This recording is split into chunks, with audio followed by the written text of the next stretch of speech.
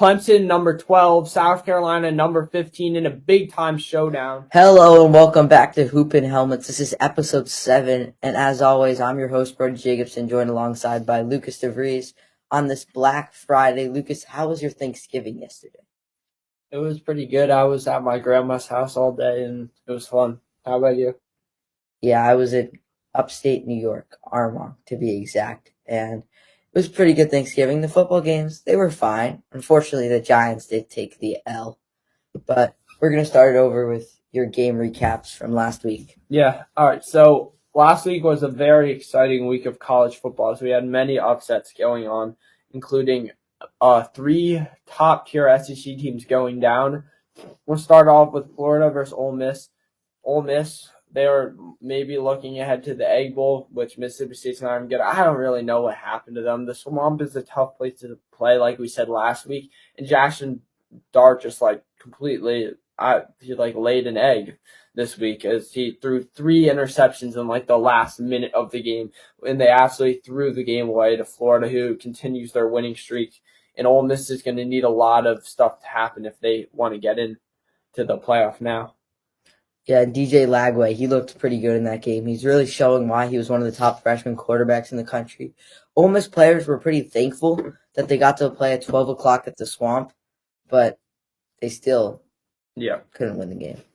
So next up we'll start with our 3 SEC upsets, as we had another one in Alabama, just a complete shocker.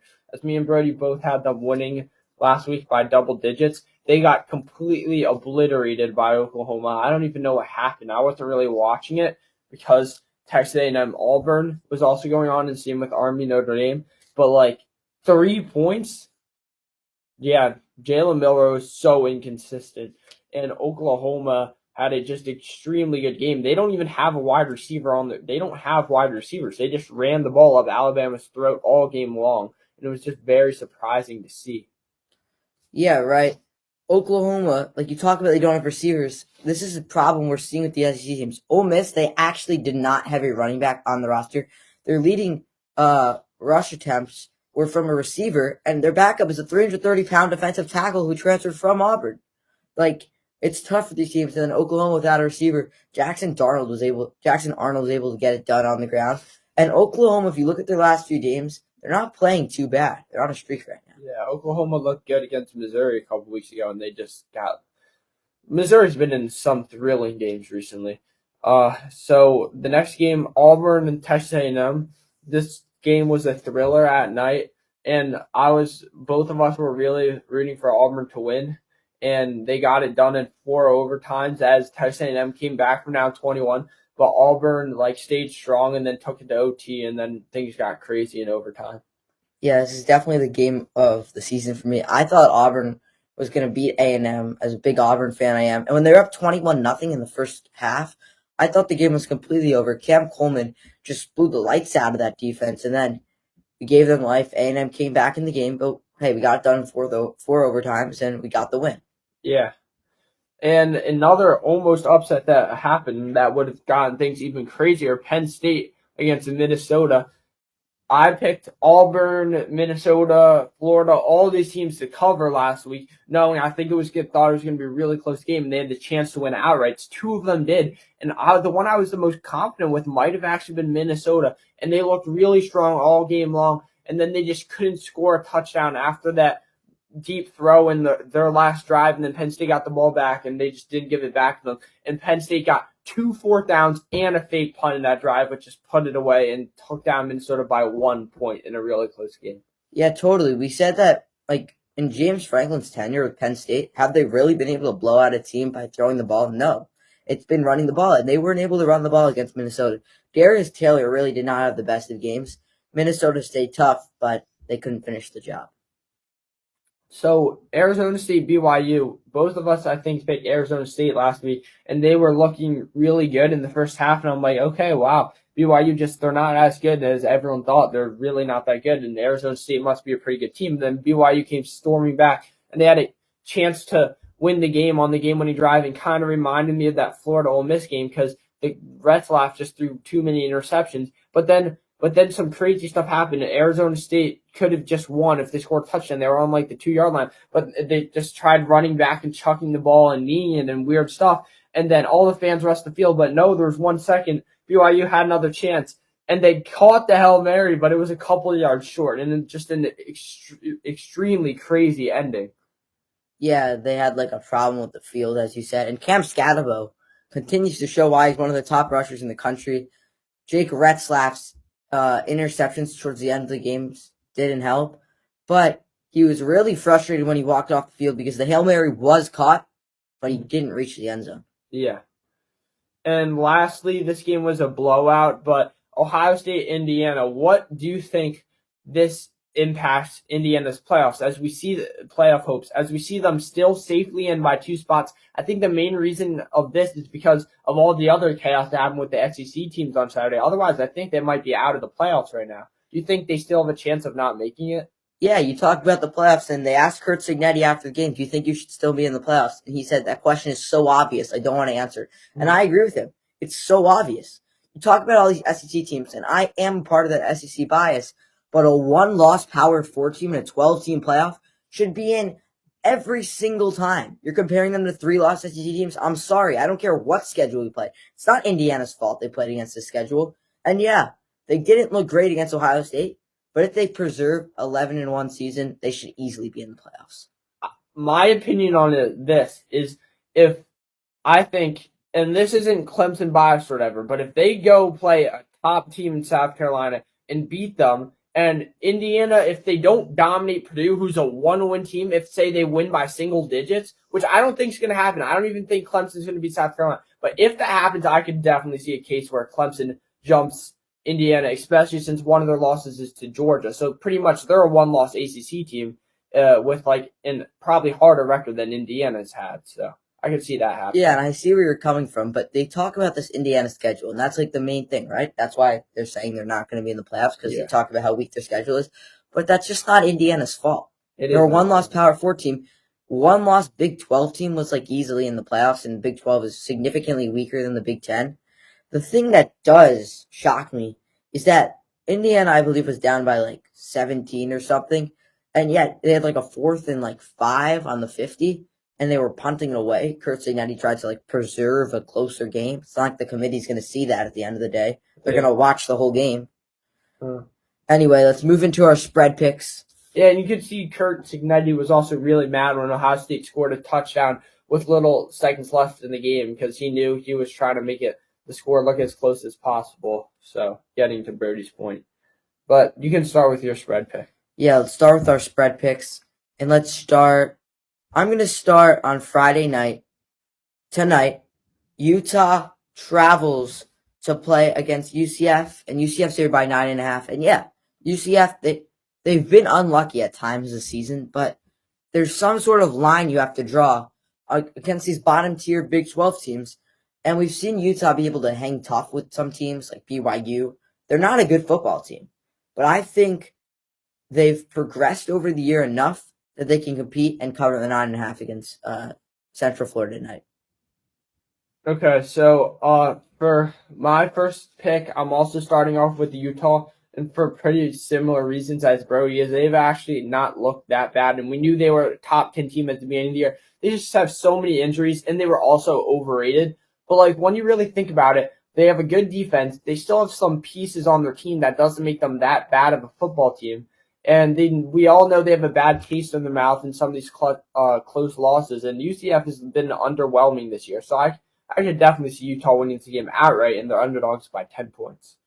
Yeah, so let's move it on to Saturday. Remember, this is a rivalry week. And Kansas-Baylor got a bit of hate on both sides. Not really, but Kansas is 5-6, and they're coming off 3 straight wins against top 25 teams, just getting rid of them from the Big 12 race. And now they play Baylor. You win, you get postseason eligible.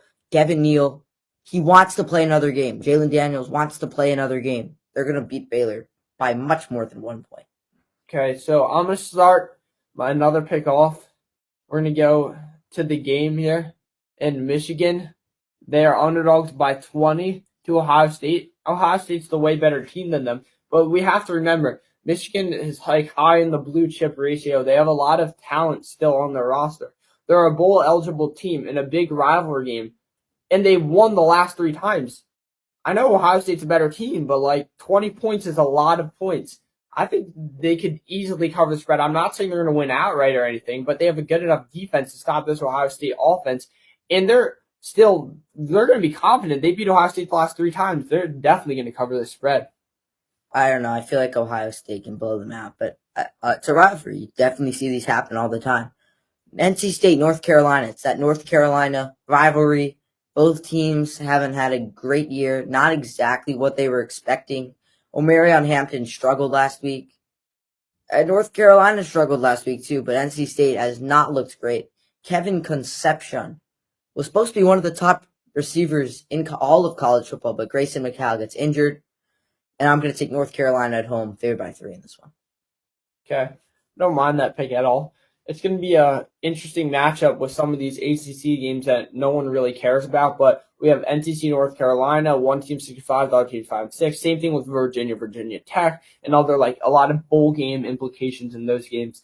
For my next game, I'm going to stay to a Friday game, and I'm going to pick Georgia Tech plus 18 against Georgia. Georgia is by far the better team than Georgia Tech is, but we've seen the capability in this Georgia Tech team. They have a good coach, and they definitely have fight. And Haynes King, they took down Miami a couple weeks ago. He's a top 6 team right now. Without his arm, he couldn't even throw the ball, so he was just running it. So I think Georgia's an inconsistent team. They're obviously a top 4 team in the country, but I think if Georgia Tech, they start off the game strong, maybe keep it within 1 score at halftime, they can definitely make it interesting and definitely cover the 17 point or the 18 point spread. Yeah, and that game is weird to be played at 7:30. I feel like it's typically a noon window game. So we're gonna go to the Conference USA here, and what I was looking at this week when I was making my picks is what are some teams in these lower level group of 5 conferences that if they win they're in, that if they win and have a team lose they're in. But I like the teams that can control their destiny, and Jacksonville State can get rid of Western Kentucky from the playoff race. They've controlled the Conference USA. They're undefeated in that conference, and nobody expected they would do it. And there's one guy you can point to. It's the running back, Trey Stewart. He's got 1,300 rushing yards and 19 touchdowns in his first year of FBS football. Now they travel to play against Cameron Veldkamp and this Western Kentucky team that's just been on the fence the last few weeks. They haven't been great. So I'm going to ride with Jacksonville State getting a point. Okay, so I'm going to go with Kansas for my next pick, and they're playing Baylor, and Kansas is favored by 1 point in this one. Both teams have been on a surge recently, as Baylor's won like 5 straight, Kansas has won like 4 straight. They're both completely like revived Big 12 teams too. I call me crazy, but I think they might actually be the best 2 teams in the Big 12. They just started off the year bad. The Big 12 is a mess, but it's going to be a great game, but Kansas they've continued to rack up these huge wins against good teams, and they're only favored by 1 point, so I'm going to take Kansas to cover the spread, but both teams are really good late in the season. Taking a little pick from my book, I see. So Texas A&M, the Lone Star rivalry game, and I just don't see why Texas is only favored by 5.5. I mean, I didn't understand why they were only favored by a bit over Arkansas, and I was wrong about that one. But A&M hasn't impressed me at all this year. Like, not even last week. Our defense broke down at times against them. I think Texas is a really good football team. There's a reason they're above the SEC right now, and you're heading to Kyle Field at night. Quinn Ewers is going to be fired up in this one. Fired up. Hook 'em. Okay, so for my next pick, I'm going to pick Army, and they're playing UTSA in interesting matchup because UTSA's dropped like 50 in the last 4 games, including a win against Memphis, who just beat Tulane. So you would think UTSA should definitely be Army in this one. But Army's only favored by 6 points. We've seen them play teams in this competition level all year long, and they've been beating a lot of them by like 20 points. And I think the spread is not as much as it used to because they just got obliterated by a top 5 team. But it's Army, a military school, versus a top 5 team. And they still ran for like 300 yards on them. I still don't think Army's that bad. I think Army's still a really good team. And they're playing UTSA, who's more of a passing offense. So if Army could keep their passing offense, they rushing off. Their defense, their rushing defense was not good at all last week. So if they can just keep UTSA not scoring that many points when they have the ball, Army will do their classic, just run down the field on them. They're not as good at defense as Notre Dame. Army should end up winning this game by like 10 to 15 points, like they normally do. Yeah, and we said if they get down early against a team like Notre Dame, it's not going to end well. If they get down early against Utsa, I don't know if they're going to be able to come back. Yeah. I picked Air Force as my confidence last week against Nevada, and they were underdogs, and they won. Now they go against San Diego State, who's dropped their last 5. They were 3-3, and now they've dropped 5 in a row. Marquez Cooper, their running back's a star, but he's doing all they can. And what they can do is not much. Air Force favored by 4. They're rolling, and they're going to win by more than 4. Okay.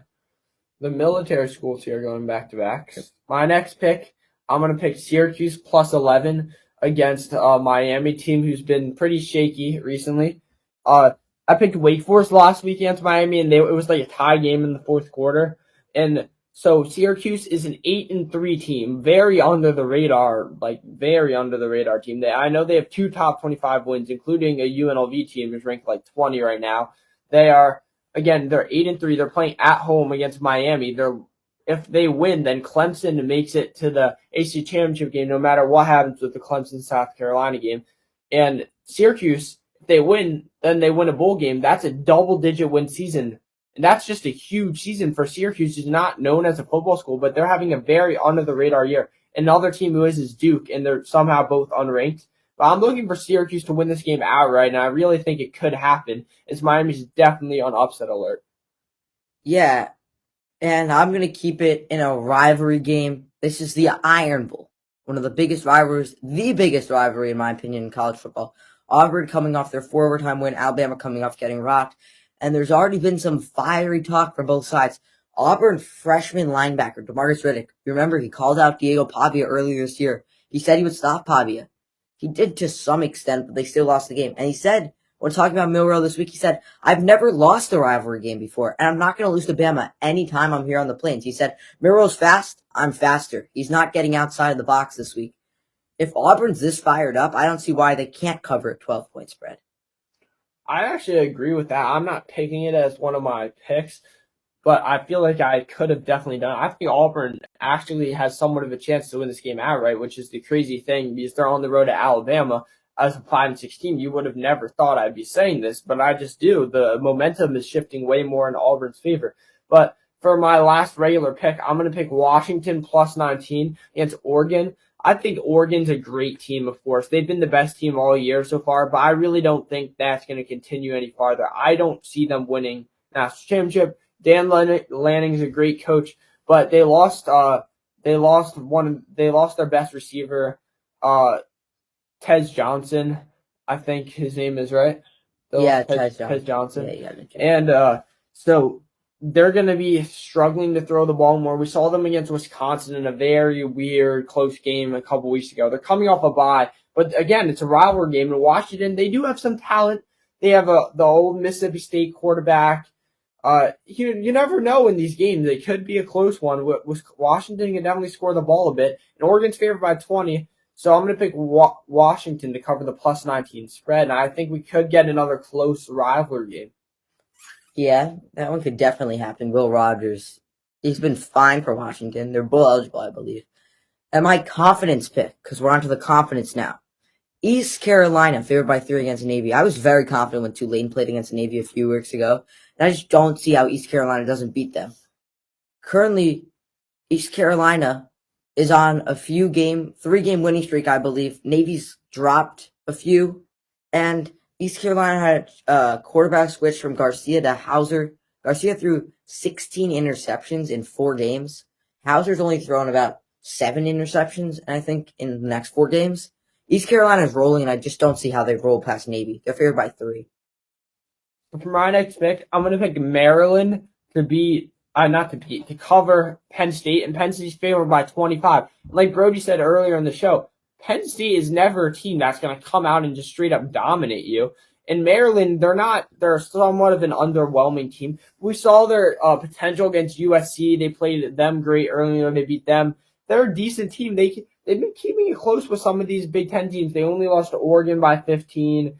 Last 2 weeks they lost to Rutgers and Iowa by 10. I think if they just can hang in it early, Penn State's not a team that will just run away with the game. It's going to be close in the fourth quarter. I see Penn State winning this maybe by 1 or 2 scores, but definitely not winning by more than 25, and that's why it's my confidence pick. Yeah, I agree with that too. Penn State, they're just probably not going to blow up Maryland, considering it's a bit of a rivalry game. Yeah. So let's move on to the game previews for the week. A lot of rivalry games on the card, and let's start it off with the 12 o'clock window in the game. Michigan at Ohio State. What do you see there? So I picked Michigan to cover the 20-point spread as one of my spread picks. So clearly I think it's going to be somewhat of a close game. Ohio State is the way better team than Michigan is. I think we know this by now. But I think I'm a more believer in this Michigan team than most people are. I still don't think they're that bad of a football team. We saw them get a couple decent wins. I feel like if they had 5 more minutes, they would have beat Indiana on the road earlier this year too. Who's a top 10 team. And Michigan just, I think, playing tight. It's a rival game. They've won the last 3 times. I see it being like a 34-20 game. Ohio State wins. Yeah, I think Ohio State's going to win that one, but I think it's going to be pretty convincingly. Tennessee travels to Vanderbilt in kind of interesting game. See, you're right. The key word is interesting because I really don't know what's going to happen in this. I really want Vanderbilt to win. That would just be so fun and exciting if Diego Pavia could get it done. And Nico has been very underwhelming this year. He's done good against the lesser opponents, but every time there's a big game, he just can't seem to get the passing game going. Every time, I don't know if you call this a big game. It's a noon game versus a mid-tier team in Vanderbilt. But Vanderbilt, we've seen them. They definitely have upset abilities. So beware, this could be a close game, but I didn't put it as one of my spread picks for a reason. Because at the same time, I could still see Tennessee winning this game like 41-21. Yeah, and I think Dylan Sampson's going to run over this Vanderbilt defense. Nico Iamaleava, you might not do much, but I just don't know how Tennessee doesn't get this one. I agree. Tennessee's defense is also pretty stellar. Yeah. So the Palmetto Bowl, South Carolina at Clemson, and probably the biggest Palmetto Bowl game there's ever been in this interstate rivalry. So this is the biggest Palmetto Bowl game there's ever been in history. Clemson, number 12, South Carolina, number 15, in a big-time showdown. And Clemson, I feel like we could low-key be underdogs. I know we're at home, but South Carolina has won like 4 top 25 matchups in a row, and we haven't had a good win all year. But we're at home. It's a rivalry game. Anything can happen. We've been owning South Carolina in these recent years. I really hope we get the win. I am so puzzled on this. I have no clue who's going to win the game. I could see us losing by 20. I could see us winning by 10. It's just so hard to pick this game. I'm going to pick Clemson because I'm a fan, and this is pretty much a playoff elimination game here. Whoever loses isn't going to make it unless Clemson somehow actually has a chance to make it if they lose. But it's like, in a way, it's also kind of a play-in game because if you win, you're going to have a really good chance to make the playoffs. So it's definitely the highest stakes this matchup's ever had. What do you think? I just don't see how Clemson's going to be able to stop Rocket Sanders in this game. And even if they are able to stop Rocket Sanders, Lenore Sellers has great scrambling ability. I don't think he's a great passer. People think he's a great passer, but then again, he hasn't played against the so-called top SEC defenses yet, per se. Well, I think Lenore Sellers is a better version of Jalen Milroe, and he definitely is. Do you see Jalen Milroe last week's absolutely horrendous? Second half versus Georgia, horrendous. He's really overrated, and Lenore Sellers has looked really good. And the one they played Alabama on the road, Lenore Sellers looked better than Jalen Milroe did, and South Carolina should have won that game if it wasn't for the field goal kicker on the road at Alabama. I just don't really see why you can think Alabama's Jalen Milroe is better. It's just the Alabama bias again. But we'll see what happens this week with the Iron Bowl and the Palmetto Bowl, as those will be 2 great games. Yeah. How about Notre Dame at USC? The winner's going to get the jeweled shillelagh. I want USC to win really badly, as they've been looking very underwhelming this year. I don't really know how to explain it. I kind of have a bit of belief in this USC team. I think Miller Moss, is he injured or something? Because I don't think he's playing. They benched him. Oh, they benched him? And he's entering the portal at the end of the year. Okay, so they're starting a different quarterback. We'll see how it goes. The Notre Dame's defenses look good. The run games look stellar. Riley Leonard's been comfortable. I don't see Notre Dame losing this game, but they're only favored by 7 for a reason, and maybe USC can definitely keep it close, and I'm hoping USC can pull it off. I love USC in this game. Jaden Mayava, they brought him in from UNLV, and he's had to stay behind Miller Moss the entire year. Now he comes in, he's won 2 straight games for them, and they're looking like a whole new offense. Lincoln Riley, people say he tried to blame guys, fired the offensive coordinator, fired whoever. Miller Moss is entering the portal. I don't know. This USC team has looked very good the last few weeks, and I think they can beat the Irish in this one. Miami at Syracuse in a big game when you're talking about ACC implications. Yeah, so this is huge. So for Clemson, it's really weird. It's a really weird scenario because we're ranked 12th right now. So you would think we're in, but we're actually not. We're one spot out because of the automatic bid situation with the Big 12 being terrible.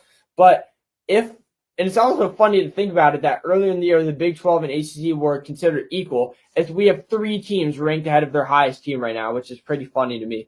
But if Syracuse beats Miami, Clemson's in the ACC championship game. And I don't really know if that's a good thing, because if we end up beating South Carolina, there's a really good chance we make it as an at-large. And I don't know if we have a good chance against SMU because they've been playing great recently. But if we lose to South Carolina, you would think we're definitely out. But the funny thing is, if Syracuse beats Miami, which can definitely happen, we'll have a game to make the playoffs, which is just going to be weird. But back to the Syracuse-Miami thing. Miami has looked very iffy, but they're still a good team. Cam Ward's legit. And Syracuse had a very under-the-radar season. So I think this is going to be a good game and really close. Yeah, I think Miami's just going to take care of business here and win this one. Syracuse is a good team, but if Miami wants to even make the playoffs, they have to win this game pretty convincingly, I think. You need to give these guys some confidence. And Kyle McCord's on a big stage here, and he wants to prove people wrong for thinking he was bad at Ohio State last year. So we'll see what he can do. He's been great this year. Yeah, I know. The Lone Star Showdown, Texas against Texas A&M. So in the Texas A&M game, this is the primetime matchup at 7:30 on ABC. I feel like it should have been Clemson, but I'm not going to complain. This is a great matchup too at Kyle Field, which is an electric environment, as we all know. And Texas is a one-loss SEC team. You think they're definitely the best SEC team, but their best win is flipping Vanderbilt, so they're really unproven. And we saw them at home versus Georgia get obliterated, so I'm not confident in this one at all. I'm rooting for Texas to win. I want them to win to knock Texas A&M out of the playoff contention, but Texas A&M is not a bad team by any means. They're a really good football team.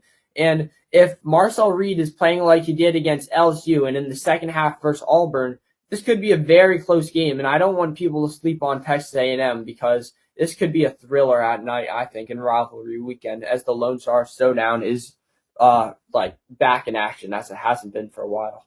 Oh, I'm going to sleep on A&M. Texas wins this game. Yeah, I know you think that. You already picked them in your spread. The battle of 2-loss Big 12 teams, Kansas State at Iowa State. I really don't care. Iowa State and Kansas State are so mid, and same with BYU. Arizona State's fine. Everyone in the Big 12 is so mid, and it's all crazy. When you look at it, the ACC championship, pretty simple. Big 10, pretty simple. SEC is actually really simple now. The Big 12 is just absurd. I see Brody's map over here. That's all the possible things that could happen in the Big 12. It's just, you don't know what's going to happen. And it really doesn't matter anymore because none of them are good. And one of them is going to get in pretty much automatically, as Tulane just lost last night, which was huge. So I just really don't care anymore. And I think anything could happen. I don't know who's better. I'll pick Iowa State because why not? Yeah, I'm totally agree with you. I honestly don't know who wins this game. I've picked against both these teams several times because I haven't thought they've been good teams, and I've been right pretty much every time. They don't cover spreads. They don't blow out teams. They don't play like a ranked team should be. They don't play like the top of the Big 12 conference. Arizona State's significantly better than both these teams, but I'm going to take DJ Giddens and Kansas State in this one. And the final game will be previewing the Iron Bowl. Auburn travels to Bryant-Denny Stadium to take on Alabama. So I think Auburn is actually way more motivated than Alabama in this game, even though Bama has the playoff implication still there for them, and Auburn definitely does not. It's at Alabama. Everything's pointing to Alabama. I think it's going to be another thriller in the Iron Bowl like we've seen a lot of times recently, and I really am having trouble picking this game. I think Milroe will bounce back. I'm going to pick Alabama, but I could definitely see Auburn upsetting Alabama, which I don't think a lot of people think is going to happen.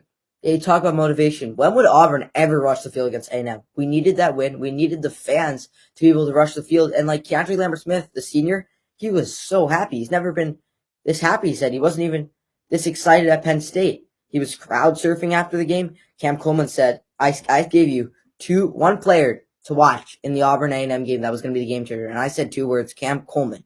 He said, pick your poison. You double team me, you give it to Dre. You double team him, you give it to Cam. And yeah, Auburn's fired up. And you talk about the Iron Bowl and you say, yeah, the only close matchups are at Jordan Hare. Well, we can fight at Bryant-Denny. The game is played on November 30th, which is tomorrow's date. Auburn's 5-2 on November 30th, and their last two of their last 3 Iron Bowl wins were on November 30th, including the kick 6. Yeah, it should be a great game along with the Clemson game. I think the top 3 games are all Auburn, Clemson, and Texas A&M at 12, 3:30, and 7:30, all with SEC teams in them, which is probably the best conference and by far the most exciting conference. It should be another great rivalry weekend here. So let's move it on to the hoop from the helmets. We got a few college basketball tournaments that happened last week. We told you it's feast week, so a lot of big things happened, and probably the highlight tournament of the week and highlight tournament of all the tournaments they've ever had, the Maui tournament. The Maui tournament was just crazy this year. It was just wild of how many. I was watching games, and it wasn't even just the Maui. I think the Players Era, now the Rady's Children Invitational started, even the Atlantis, like all these. There's so many overtime games and buzzer beaters. It's just crazy. I turn on my TV and it's like instant overtime, no matter what.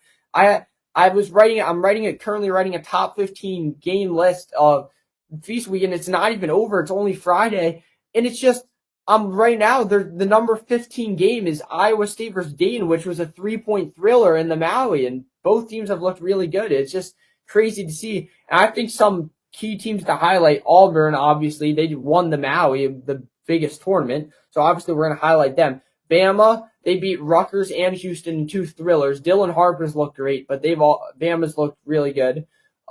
Even with Marcier struggling a little bit. Gonzaga lost in the first round. And then UConn. What happened to UConn? Yeah, crazy collapse. And they did miss a few calls. They did have a few calls that call that Hurley was complaining back was justified. But at the end of the day, you cannot lose 3 straight games to the Maui. This UConn team, we all thought the talent was there. Clearly it's not. Yeah. So some other key things that happened. Dayton looked pretty darn good in the Maui, even though they went 1-2. I think they should have been North Carolina. They very well could be Iowa State, who's a great team.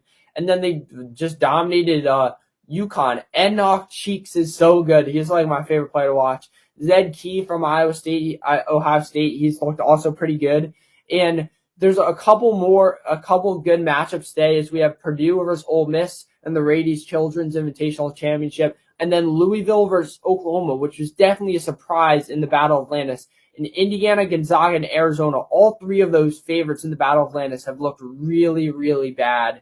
And those are the 2 key matchups. And then the Players Era final day is tomorrow, and then Feast Week pretty much comes to an end. And then next week is the ACC SEC Challenge and the Big East versus Big 12 Challenge, which will be really fun to see how these conferences stack up. Yeah, you talk about all of this chaos. So what we're going to do to close out the show is we're going to each give up our top 5 teams. And let's start off with number 5. Okay, so I have 2 honorable mentions real quick. Houston and Tennessee, I think they can both be in this. I have 7 clear top 7 teams right now, so it's hard to rank the top 5.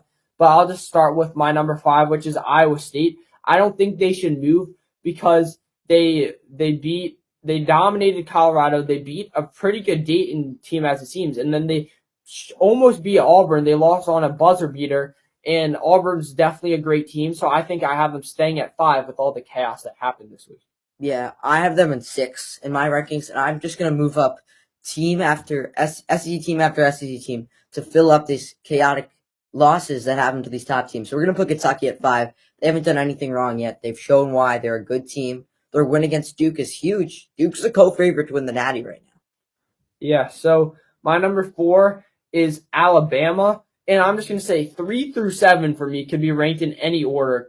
Tennessee, Houston, Iowa State, Bama, and Kentucky. And then Auburn, Kansas are the top 2 for me. But number 4, I'm going to have Alabama.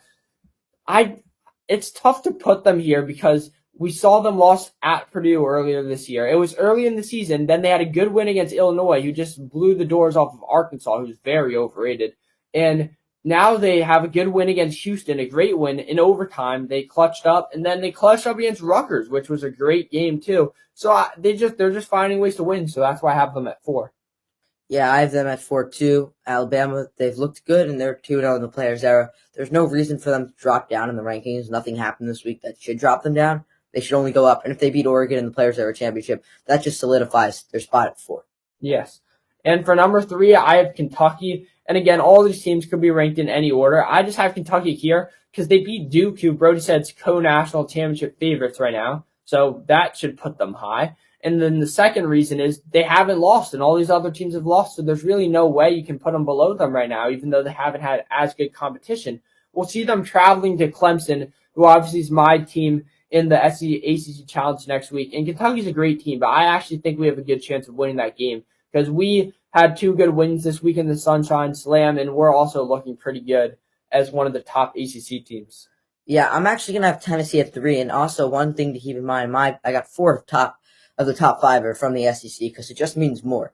Tennessee at number 3, Rick Barnes' squad took care of business in the Baja Mar hoops. They blew out Baylor in the championship game. They absolutely throttled them, and that's just I think they're better than Alabama and Kentucky right now. If you look at their roster top to bottom, they have 7 guys that can play really well, and they're winning against Baylor.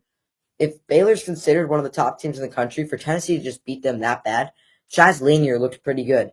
And for the top 2, I think we have we obviously have the same top 2 teams, but who do you have at number 1? So just quickly on Tennessee, the reason I have Alabama and Kentucky ahead, they've all looked pretty good, right? But Tennessee, their hardest game's been Baylor, who's just like somewhat underwhelming. They're still a top 25 team. But we see Bama, they beat Houston, which is definitely a top 10 team. I have them here at number 6 and 7. And then Kentucky beat Duke, a co-national title favorite, but I think they can pretty much be ranked in any order. And for number 2, I have Auburn. Auburn has had better wins than Kansas. It's not hidden. They definitely do. But Kansas was preseason number 1. They have a stacked roster, and they haven't. It's not like they've had a cakewalk. They played Duke and Carolina, and they've had some tough games, and they've just handled business. And they were number 1 to start the year, so there's no reason why they shouldn't be number 1 right now. So that's why I have them 1. But Auburn has looked great, and they are definitely number 2 right now. Yeah, I understand why the AP poll is probably going to keep Kansas at 1 because you can't move them down. What have they done wrong? They've done everything right to win games. But Auburn, in my opinion, is the most complete team right now. They just keep racking up wins. Memphis, I guess that's theoretically a quad 1 win. They're 4-0 in the quad 1. They're just stacking top wins. And if you look at their schedule at the beginning of the year, you'd be like, this is impossible. How are they going to get out of this? Well, now you look down the line, their biggest non-conference games against Duke on Wednesday. But if they're able to win that, they're clear-cut top team in the country. And Janai Broome, how good is he? He's averaging like 20 and 15, I think, against top teams. He's just a beast. Yeah, Janai Broome is a great player for sure. And Kansas, they have Hunter Dickinson. It's going to be a very interesting matchup. Both teams have great guards. They're not playing each other, but that's why I feel like Kansas, we saw them play Duke. It was a really close game. And I think the thing that Duke struggled with the most is they struggled with the big men play on Hunter Dickinson early until Hunter Dickinson got ejected. Then they started playing better. And if Brody told me if Kalaman Malawach fouls out, which Johnny Broome could definitely do to him, Auburn should definitely win that game. It's going to be very interesting to see how the big men play goes because Duke obviously has good big men, but Auburn has like really legit big men. Yeah, and Duke's a pretty big team too. Like yeah, their shortest players like 6'6" and Proctor. Like they're a huge team. And we've got guards. We don't start a point guard. Like we theoretically don't start a point guard. Denver Jones is a shooting guard. He's never been a point guard his whole career. Our guards are very scrappy though, and I don't think this Duke team is as scrappy as us. It's gonna be the game of the week, and that's why you see all these commercials, the ESPN blockbuster, Auburn, Duke. Yeah, and one more thing before we're done here. Make sure to check out her videos on like off like the ACC SEC challenge because it's going to be very interesting. The SEC definitely looks like the better conference right now, but we've seen the ACC beat them in past challenges before. They're always better in the tournament. I think it's going to be a very close race, way closer than many people think. And some of these middle tier ACC teams, I think, will shock some people and how they're actually decent, like pretty good teams, like teams like Louisville and Clemson. I think they're better than people give them credit for. It will be fun to see what happens when they play top teams like Kentucky and Alabama next week. Yeah, there are certainly good games, especially since it's a midweek tournament. You're not going to see these great games on a certain day till March. Yeah. Enjoy it now, and we'll see you next time on Hoop and Helmets. Make sure to subscribe.